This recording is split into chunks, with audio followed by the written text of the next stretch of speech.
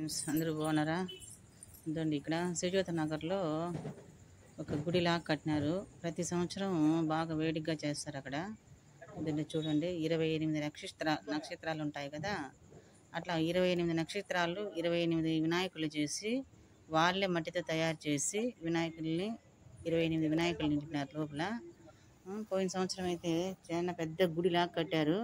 ఈసారి అయితే లోపలే అంతా చాలా డెకరేషన్ చేశారు. ఎంత అయింటుందో తెలియదు, కానీ ఈయనకు పెట్టాలంటే మాత్రం ఒక ఎవరు కానీ వీనికాడ కన్నా ఈయనకి పూజలు బాగా అందుకుంటాడు. ఈయన ఎట్లా లేని వాళ్ళు కూడా కానీలే ఆ విధంగా ఆ రోజుటికి వాళ్ళకి చేయడానికి బుద్ధి పుట్టిస్తాడు. ఇదండి చూడండి, 28 నక్షత్రాలు ఆ రూపాలు వినాయకుడిని తయారు చేసి పెట్టినారు. నాకైతే చూడడానికి అయితే చాలా బాగుంది. పోయినాను, ఇంకా కొంతసేపు అక్కడే ఉందామనిపించింది. ఒక్కొక్క రూపంలో ఒక్కొక్క కలర్ చేసి పెట్టినారు. ఇదండి చూడండి ఎంత బాగున్నాయో. ఆ కలర్లు చూస్తా అంటే ఒక కంటితో చూస్తే ఇంకొక కంటితో చూడనిట్టు లేదు.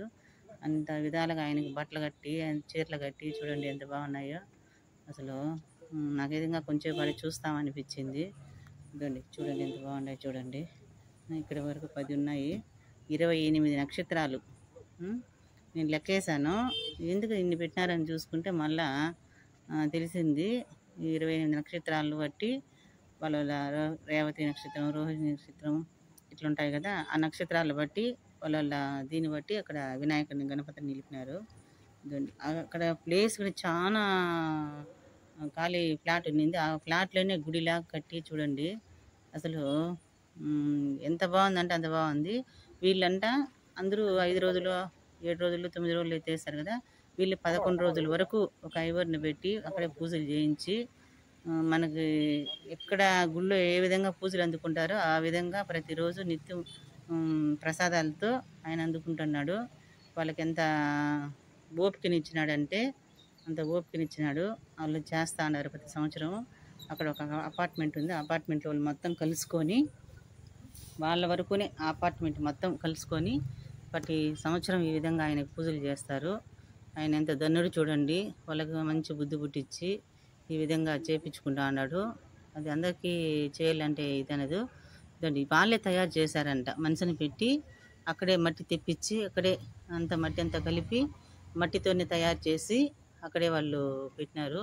ప్రతి ఒక్కటి మట్టితోనే చేసినారు. మామూలుగా శుద్ధతో దాంతో దీంతో చేస్తారు కదా, ఆ విధంగా చేయకన్నా మట్టిని ఉపయోగించి స్వచ్ఛమైన మట్టితోనే ఉపయోగించి అన్ని గణపతులను చేసినారు.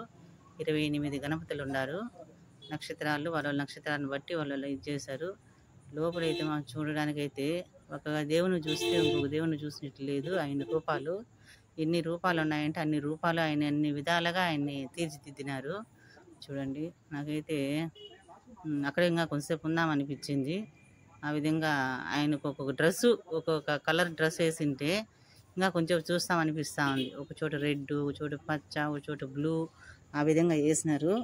నిజంగా అయితే చాలా బాగుంది. చూడండి, మళ్ళీ ఇంకోటి ఏంటంటే వాళ్ళకి గుడిలాగా ఒక్కొక్క విగ్రహానికి ఒక గుడిలాగా అక్కడే తయారు చేశారు. దాన్ని సపరేట్గా ఆ విగ్రహానికి ఈ విగ్రహానికి సపరేట్గా చూడండి, మీకు తెలుస్తూ ఉంది అప్పుడే. అది సపరేట్గా ఈ పక్క దేవుని చూసేస్తే అటుపక్క దేవుడి దగ్గర పోయేటట్టుగా ఒక గుడిలాగా కట్టి అక్కడ ఆయనకి ఏమేమి అందుకోవాలో అవన్నీ తయారు చేసి ఆ విధంగా పెట్టినారు. చూడండి, బయట కూడా బోర్డు అంతా వేసినారు. చాలా పెద్ద ప్లేసు ఆక్రమించుకునింది. ఇది చాలా బాగుంది. ఎవరైనా వెళ్ళాలనుకుంటే